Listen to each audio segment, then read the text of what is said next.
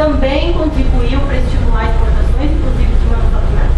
Então a gente tem um impulso inicial das exportações. Mas as exportações têm um multiplicador fraquinho, pesa um pouco no PIB, não foi um impulso tão forte. Iniciou a recuperação, mas a recuperação não teve um fôlego. Não é que não teve fôlego, não foi uma recuperação parecida com a que veio depois. O que acontece? Controla a inflação, à medida que as exportações estão se recuperando, o governo consegue controlar a inflação, tem uma ajuda de queda dos alimentos, isso em 3, e pode começar a soltar a taxa de juros, abaixar a taxa de juros, que ainda está num nível bastante elevado, e soltar um pouco a política fiscal, dada a restrição do superávit. Então, com esse impulso das exportações e o afrouxamento da política fiscal e monetária, a economia volta a crescer, isso gera um crescimento de renda, até aí recuperação normal, nada diferente das outras. O que teve de diferente, que foi o que deu impulso e foi o que o Flávio já falou?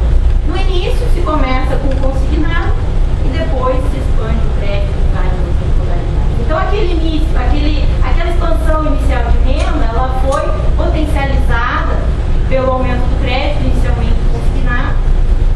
Junto a isso, com uma demanda reprimida por bens duráveis e por casa própria, há uma expansão na demanda bastante forte, que gera renda, e aí sim o multiplicador cresce.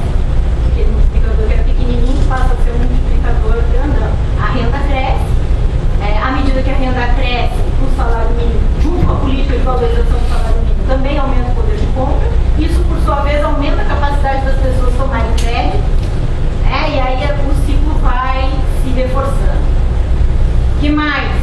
À medida que o mercado começa a se recuperar, principalmente bens de consumo duráveis e construção civil começa a se recuperar de forma mais acentuada, os investimentos também vêm com tudo para atender o mercado interno e se somam com os investimentos que já estavam acontecendo por motivos externos associados ao mercado de commodities.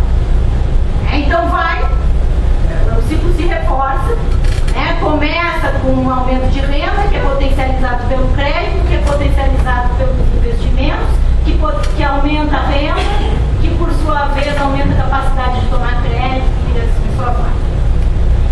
Esse processo se encerra lá em 2008 com a crise, mas ganha uma sobrevida em 2009 e 2010 com as medidas de estímulo ao consumo. E gera um problema que é relativamente sério por adotar um sistema de meta de inflação, que ele faz com que tenha um aumento da inflação de serviços muito acima da média da inflação total. A inflação de não comercializados nos últimos anos voltou em torno de 8, 9%, mas naquele período já estava em 6, 7%, portanto acima da meta de 4,5%. E como é que se ajustava isso no ciclo de crescimento do Lula? Com câmbio. E aí eu acho que é o principal elemento de comportamento. Que ajustava o aumento estrutural da inflação de serviços com a apreciação cambial. E isso se chegou ao limite depois da crise cambial, da crise. Aqui alguns dados sobre o ciclo Lula. O que a gente vê? Crescimento do consumo das famílias acima do crescimento do PIB, em torno de 5% em média, um crescimento do investimento em torno de 9%, parte desse crescimento da demanda doméstica acima da produção coberto por importações, que crescem 14%. No início, há superávit na balança comercial, mas depois as exportações começam a ter um desempenho muito ruim, o que já é reflexo do câmbio apreciado. Taxa de desemprego é incrível, tá? De próximo de 10 para 5. E a massa salarial cresce em média 7%, um ano crescendo 10%. São dados muito parecidos com o que ele trouxe, só que em tabela não em gráfico. E o crédito, que cresce em média 20 e poucos por cento, anos que cresce 30%. Então, é um grande crescimento. E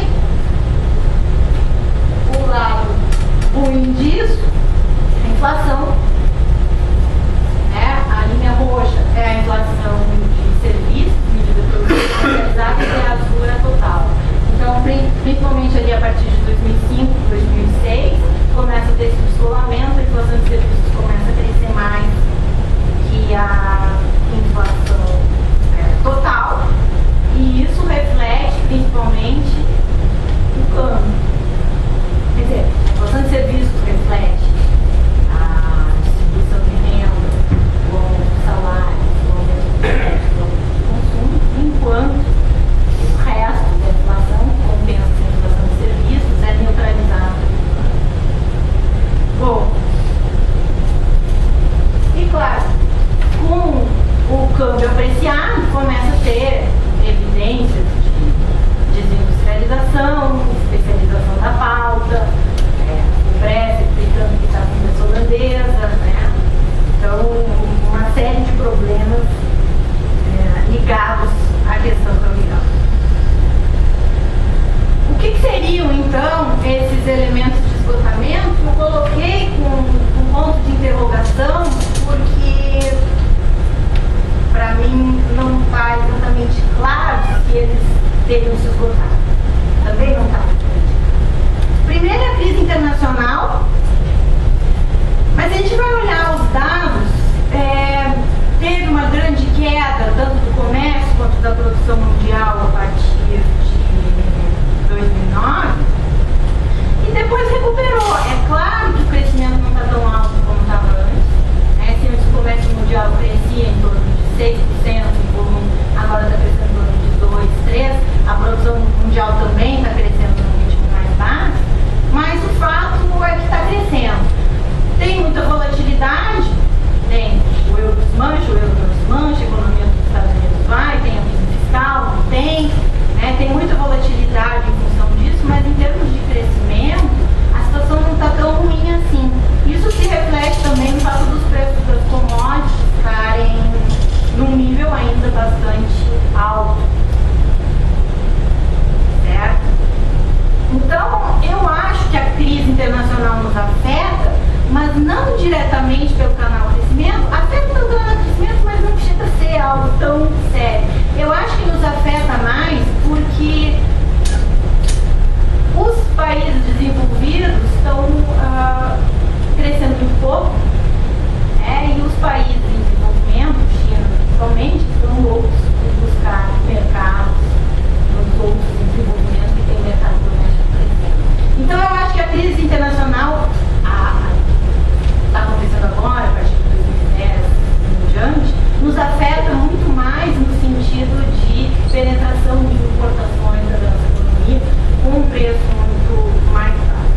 Então esse seria um elemento de esgotamento. Outro elemento de esgotamento seriam as pressões inflacionárias dos serviços que eu já falei.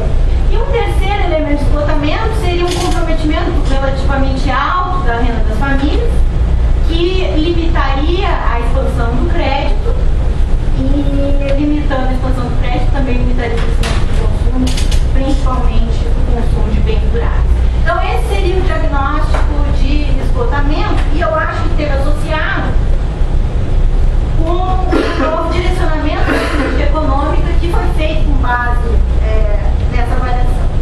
No começo, então, lá em 2011, tendo em vista alguns sinais de comprometimento alto da renda das famílias, crise internacional e ingressos de importações, pressões inflacionárias, se conduz uma mudança no mix monetário fiscal, né, o que implica em mais aperto na política fiscal, para poder desvalorizar o câmbio.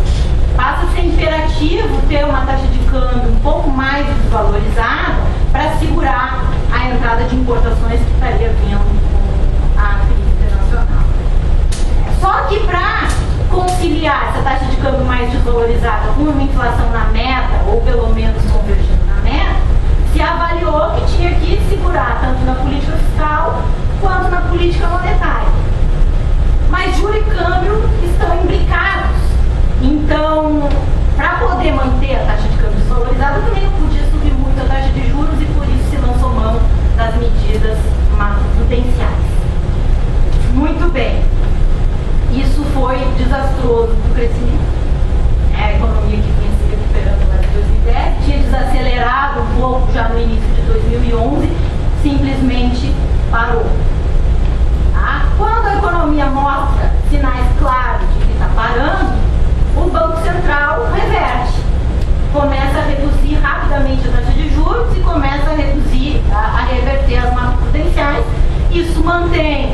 o câmbio depreciado.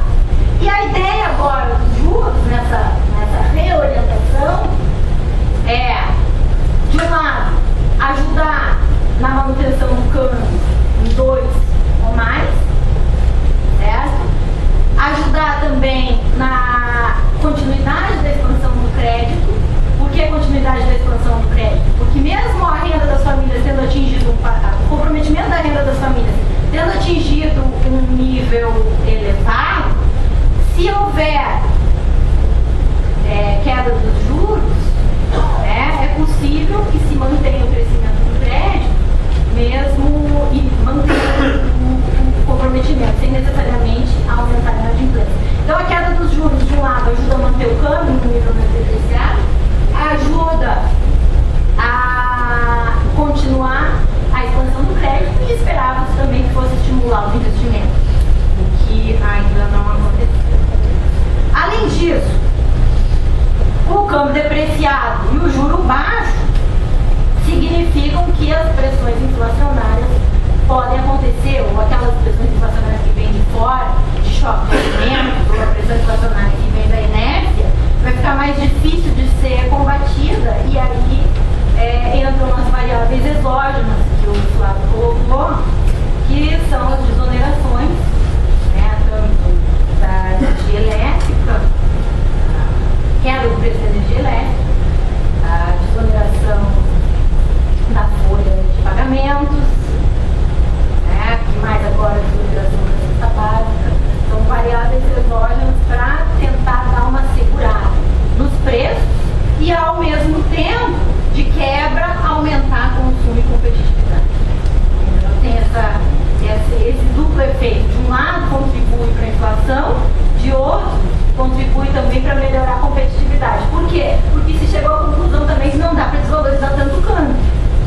Que o câmbio passando de 2 pode começar a gerar pressões inflacionárias fortes. De fato, gerou em 2012. Se estima que 1 ponto percentual da inflação do ano passado foi devido ao câmbio. Então, não dá também para desvalorizar demais o câmbio, embora eu não acredite que vá voltar a apreciar. Então, precisa dar uma ajuda em termos de competitividade de outra forma, e eu acho que as desonerações entram nessa linha. E para acelerar os investimentos, as concessões em infraestrutura. Então, esse foi o redirecionamento. Começa com a mudança no mix para tentar manter o câmbio no patamar mais depreciado, acaba prejudicando bastante o crescimento, aí há uma nova mudança na política, mantendo o câmbio em 2, mas reduzindo mais fortemente os juros, ampliando concessões para tentar deslanchar os investimentos. E aí o que acontece com o crescimento?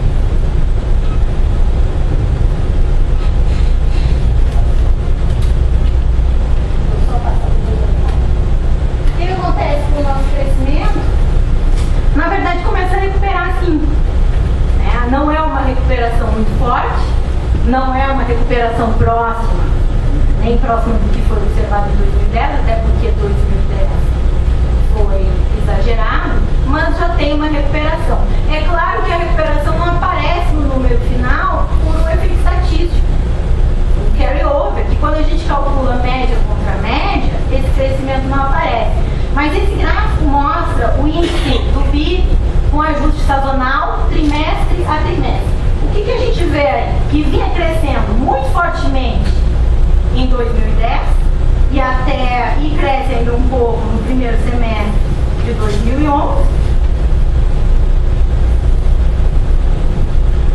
E no segundo, a partir do segundo trimestre de 2011, terceiro, até o primeiro trimestre de 2012, a economia para. Simplesmente ficou estagnado desde então. Um pouco disso é resposta, principalmente às macroprudenciais lá no início.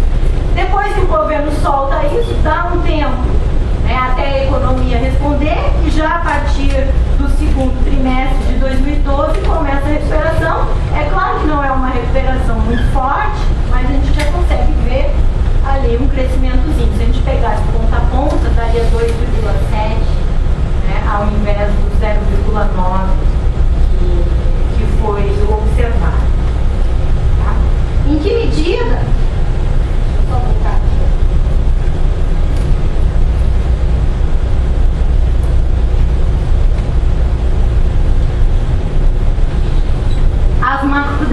podem ter afetado.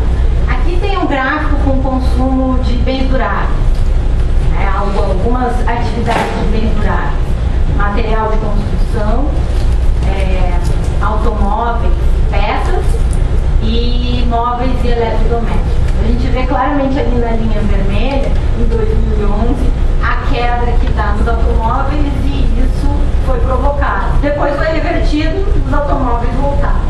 Aqui na questão do crédito,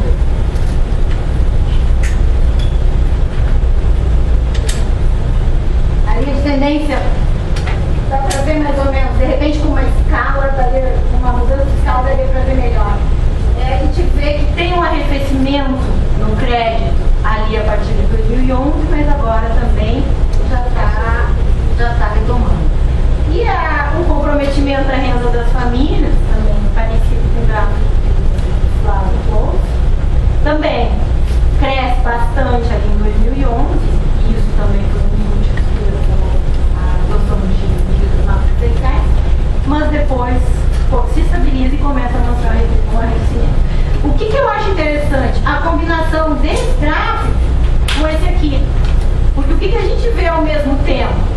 Uma queda no comprometimento da renda, junto com o crescimento do crédito na margem, bem aqui na conta. O que isso significa? Já juro mais baixo aparecendo. Então tem o crescimento do crédito, mas com o comprometimento da renda um pouco menor. Muito bem. Agora, a questão do crescimento ainda é importante porque, embora esteja crescendo, está crescendo num ritmo bem mais baixo do que se esperaria. É claro que o ritmo de crescimento do crédito, da massa salarial, de crescimento do emprego, de crescimento da renda, não tem como se sustentar naquele ritmo do governo Lula por anos a fio, e isso tende a diminuir, embora não tenha se esgotado. Então, essa é uma razão, mas não é a única. Na realidade, o ritmo de crescimento está um pouco mais baixo do que poderia estar, em grande medida porque a indústria parou. E aí eu acho que a questão chave da economia, da conjuntura hoje, é entender por que a indústria parou. Se o crédito segue subindo, se o consumo segue subindo, se o consumo de bens duráveis segue subindo. Eu trouxe um gráfico também que eu acabei divulgando. Agora, as importações arrefecendo também. A linha azul é o volume de importações, e o vermelho é a produção industrial. Então, as importações já estão começando a arrefecer. Se a gente compara com o período anterior, que a produção industrial estava parada e as importações crescendo bastante, a gente já consegue ver um efeito do câmbio aí. Então, tem o câmbio segurando as importações, tem o crédito crescendo, tem a taxa de desemprego baixa e a indústria segue parada, que é aquele gráfico que o Nakano chamou de boca de jacaré. Consumo subindo e a indústria parada. Então, eu acho que esse é o enigma. E acho que esse enigma de 2012, por que 2012 não teve um crescimento mais forte, ele fica mais claro quando a gente olha o PIB que saiu nesse mês do quarto trimestre. O que a gente vê aí? Um movimento de estoques bastante forte. Até o segundo trimestre de 2012, a gente ainda podia dizer que tinham as importações explicando parte daquela boca de jacaré. Ou seja, a indústria parada e o consumo crescendo, essa diferença estaria sendo coberta pelas importações. Mas o que a gente vê agora nos últimos meses? As importações estão relativamente mais comportadas. Isso parece ser resposta ao câmbio um pouco mais depreciado. Mas os estoques papel importante. Só para vocês terem uma ideia, essa tabela mostra a contribuição em pontos percentuais do crescimento do PIB. A gente vê que no quarto trimestre, por exemplo, a demanda puxada pelo consumo agregado, tanto governo quanto famílias, cresceu 2,5%. E desses 2,5%, só os estoques tiraram quase um ponto percentual. E os estoques vêm caindo o ano inteiro também. Não foi só no último trimestre. Então, eu acho que no início de 2012 as importações ainda estavam pesando, mas agora mais para o final os estoques. E eu acho que esse movimento de estoques também tem a ver com o outro componente da demanda que tirou pontos do PIB, que é o investimento.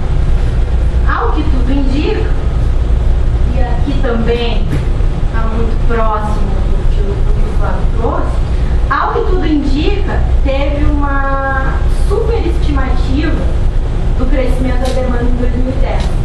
O investimento aumentou muito rápido, aqui a linha vermelha, enquanto a linha azul é o PIB. O investimento aumentou muito rapidamente, possivelmente contando com a continuidade do crescimento da demanda na casa dos 5%, que é o que vinha sendo alcançado antes. E em 2011, devido à mudança na política econômica, que por sua vez foi resposta a vários esgotamentos que estavam aparecendo, a demanda frustrou totalmente as expectativas. Para tudo. E aí a economia para de crescer, para a demanda, aqueles investimentos que tinham sido feitos em 2010 ficam ociosos. E desde então, aparentemente, porque a gente tem excesso de investimento que foi feito em 2010, a economia crescendo um pouco mais lentamente, esses investimentos vão aos poucos sendo ocupados e os estoques vão aos poucos também sendo vendidos e vai melhorando as perspectivas para frente. Aqui, só para complementar, tem aqui a tendência para o grau de utilização da capacidade instalada. De fato, lá em 2010, na véspera de 2010, se utiliza bastante a capacidade instalada, cai bastante como decorrência dos investimentos e agora, bem na margem, a gente vê uma tendência de aumento. Mas nisso eu concordo com o Flávio também que, na verdade, ainda tem muito espaço para crescer sem investimento se for medido pelo grau de utilização da capacidade.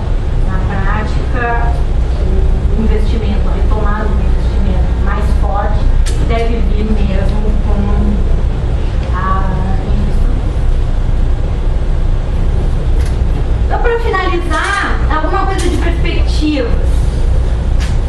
Primeiro, se espera para 2013, 2014 em termos de economia mundial? Acho que dá para se esperar uma economia mundial neutra em sentido.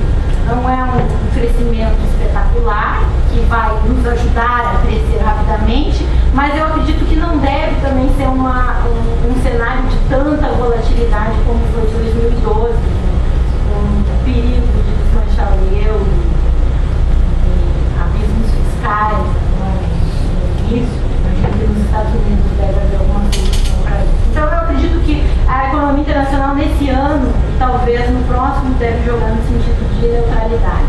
Nem ajudar, nem atrapalhar demais.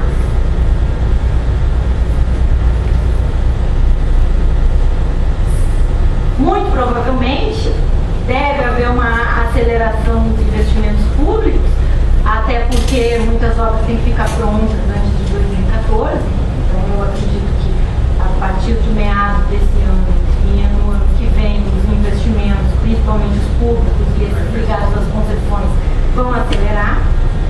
Acho que deve ter uma recuperação não tão forte dos investimentos privados em função do fim desse ciclo de estoques, e também à medida que vai se utilizando a capacidade instalar. Em relação à inflação, que é o que poderia vir a minar uma recuperação mais para frente, eu acredito no Banco Central. Eu acho que a partir do segundo semestre começa a ceder a inflação em 12 meses. Na verdade, a inflação mensal já está cedendo agora, mas eu acredito que a partir do segundo semestre a inflação em 12 meses começa a cair abaixo de 6,5, né? 6,5. E por que isso? Porque esse ano, ao contrário do ano passado, o câmbio vai ser neutro. Não vai ter uma desvalorização cambial, como teve no ano passado, cerca de 30%. Então, esse ano o câmbio ficando estável na casa dos 2,95, 2 e pouquinho, deve contribuir para neutralizar algum efeito na inflação. Deve acontecer alguma queda também no preço dos alimentos, em função de recuperação da safra, que eu me prejudicou a inflação no ano passado. E as desonerações também devem ajudar. A energia elétrica já ajudou, provavelmente a cesta básica deve contribuir para diminuir, reduzir a inflação ou tirar ela um pouco mais de perto do teto da meta. Acho difícil que volte nos 4,5, mas acho talvez possível que fique abaixo de 5,8 desse ano, que parece ser a meta implícita do Banco Central. Deve continuar crescendo o crédito e a demanda, não naquele ritmo anterior, mas deve continuar crescendo. E aí, para finalizar, tem a questão da restrição de oferta, que vira e mexe está aparecendo nos meios de comunicação, entre os economistas, que a economia não poderia se recuperar por uma restrição de oferta. Eu acho que não é para o curto prazo isso. Não é para 2013, não é para 2014. Até porque há evidências de que as empresas guardaram a mão de obra esperando uma recuperação, então há mão de obra ociosa, que ainda pode ser ocupada dentro das empresas à medida que a economia se recupere. Os indicadores de queda da produtividade da mão de obra nos últimos meses nada mais são do que isso, o fato de que os salários continuaram sendo pagos e a produção parou de crescer. Então há evidências disso. Então não me parece que as restrições de mão de obra sejam restrições para um curto prazo. Mas lá na frente sim. Mais na frente eu acho que isso pode importar. E importar em que sentido? Que para a economia crescer vai ter que aumentar a produtividade. E para aumentar a produtividade vai ter que aumentar o investimento e tanto as empresas vão ter que aumentar o investimento, quanto vai ter que aumentar o investimento de forma sistêmica na economia, com infraestrutura e a questão da educação também. Enfim, é isso. Essa questão da oferta é mais para discutir mesmo, porque eu acho que ainda, embora existam evidências de que o mercado de trabalho está ficando cada vez mais apertado, por outro lado, existem evidências também que há muito subemprego, a remuneração ainda está baixa, baixíssima produtividade em alguns serviços, né? Então, isso eu acho que ainda não está claro. Bom,